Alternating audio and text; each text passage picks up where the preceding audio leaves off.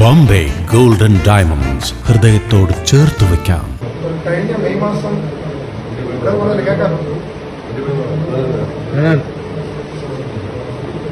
കഴിഞ്ഞ മെയ് മാസമാണ് ലോക്ക്ഡൌൺ പ്രഖ്യാപിച്ചത്. ഇപ്പൊ അറൌണ്ട് 85 ദിവസം കഴിഞ്ഞ് ലോക്ക്ഡൌൺ പ്രഖ്യാപിച്ചത്. ഈ 85 ദിവസത്തിനകത്ത് നമ്മുടെ വ്യാപാരികളെല്ലാം സഹകരിച്ചിട്ട് 10-15 ദിവസമാണ് നമുക്കിവിടെ തുറക്കാൻ കഴിഞ്ഞത്.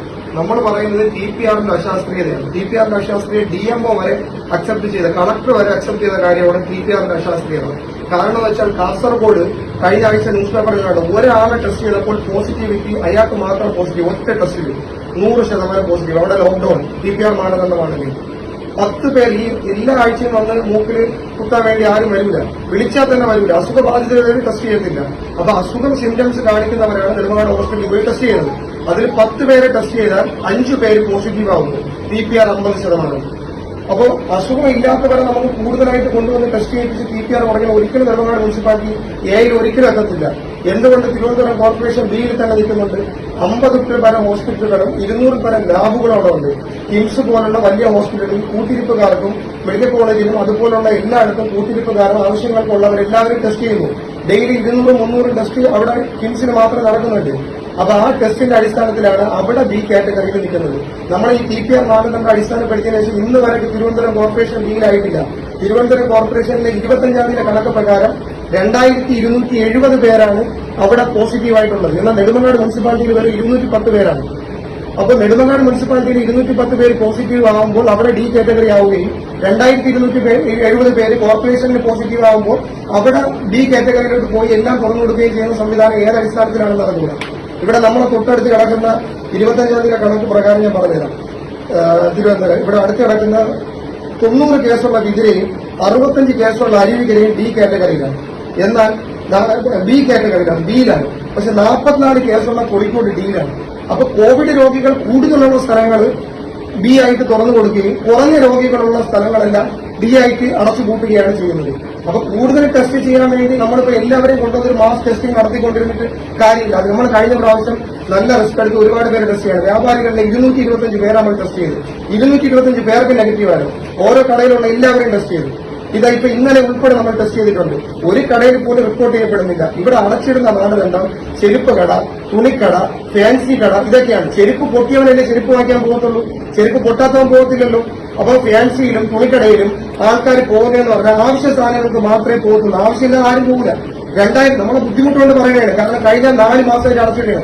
ഗവൺമെന്റ് ഉദ്യോഗസ്ഥരെല്ലാം 1 മാസത്തെ ശമ്പളം കിട്ടിയില്ലെന്നുണ്ടെങ്കിൽ ഇവരാരെങ്കിലും ജോലിക്ക് പോകും. ഇവർക്ക് അസോസിയേഷൻ ഉണ്ട്, സംഘടന ഉണ്ട്. 6 ദിവസത്തെ ശമ്പളം കഴിഞ്ഞ പ്രാവശ്യം കട്ട് ചെയ്യണമെന്ന് പറഞ്ഞപ്പോൾ ഇവിടെയുള്ള ഗവൺമെന്റ് ഉദ്യോഗസ്ഥരെല്ലാം ചെയ്തുകൊണ്ടിരുന്നത്. A കാറ്റഗറി ആയാൽ തിരുവനന്തപുരം ജില്ലയിൽ എവിടെയെങ്കിലും A കാറ്റഗറി ഉണ്ടാകും? ഇല്ല. തിരുവനന്തപുരം A കാറ്റഗറി ആയാൽ 5 ദിവസം ഗവൺമെന്റ് ഉദ്യോഗസ്ഥർ ജോലി ചെയ്യണം. B ആയാൽ 3 ദിവസം ജോലി ചെയ്താൽ മതി. C ആയാൽ 1 ദിവസം ജോലി ചെയ്താൽ മതി. അപ്പോൾ അവർക്കെല്ലാവർക്കും ഒരു ദിവസം, ആ മാസത്തിൽ 4 ദിവസം ജോലി ചെയ്താൽ ഫുൾ ശമ്പളവും നമ്മൾ അടച്ചിട്ടിട്ട് നമ്മളെ ലോണ്, നമ്മളെ കടയുടെ അഡ്വാൻസ്, നമ്മളെ കടയിൽ എത്ര വ്യാപാരികളെന്നറിയാമോ ആത്മഹത്യ ചെയ്യണ്ടെന്ന് പറഞ്ഞ് പൊട്ടിക്കറിഞ്ഞാൽ നമുക്ക് വോയിസ് റെക്കോർഡ് അയച്ചാൽ ഞാൻ മാഡത്തിന് അയച്ചു തരാം. വോയിസ് ആയിട്ട് നമ്മൾ അവരൊക്കെ വീട്ടിൽ പോയി സമാധാനിപ്പിച്ചുകൊണ്ടിരിക്കുകയാണ്. ഇനി അടച്ചിട്ട് മുമ്പോട്ട് പോയി ഇവരൊരു കയറിൽ തൂങ്ങി നിങ്ങളുടെ പേര് എഴുതി തൂങ്ങിക്കളായി. കാരണം നമുക്ക് എവിടെ നിന്നാണ് വരുമാനം? ലോൺ ഒരു മൊറട്ടോറിയം പ്രഖ്യാപിച്ചിട്ടില്ല, ഒരു വാടക ഇളവ് നൽകിയിട്ടില്ല. നമ്മളെ കൂടെയുള്ള ജോലിക്കാർക്ക് ആഴ്ചയിൽ 1 ദിവസം ജോലി കൊടുത്തിട്ട് അവരെല്ലാം ഇപ്പൊ പെയിന്റിംഗ് പണിക്ക് പോവുകയാണ്. കട തുറന്നപ്പോൾ ഒരു സ്റ്റാഫുകളെ കിട്ടുന്നില്ല. അവരെ പറഞ്ഞിട്ട് കാര്യമില്ല. കാരണം അവരെ കുടുംബങ്ങളുണ്ട്. നമ്മളെല്ലാം സ്വയം തൊഴിൽ കണ്ടെത്തിയവരല്ലേ. നമ്മളൊന്നും ഗവൺമെന്റ് തന്നിട്ട് ചെയ്തവരല്ലല്ലോ. നമ്മൾ അഡ്വാൻസ് 8 താലി വരെ വിറ്റ് അഡ്വാൻസ് ചെയ്തു, കട എടുത്ത് കുറച്ച് സ്റ്റോക്ക് വെച്ചു, കടം വാങ്ങിച്ച് സാധനം ഇറക്കി. ഇപ്പൊ എല്ലാവരും നമ്മുടെ പേയ്മെന്റിന് വേണ്ടി വിളിച്ചുകൊണ്ടിരിക്കും. നമ്മൾ എവിടെ നിന്ന് പൈസ കണ്ടെത്തും?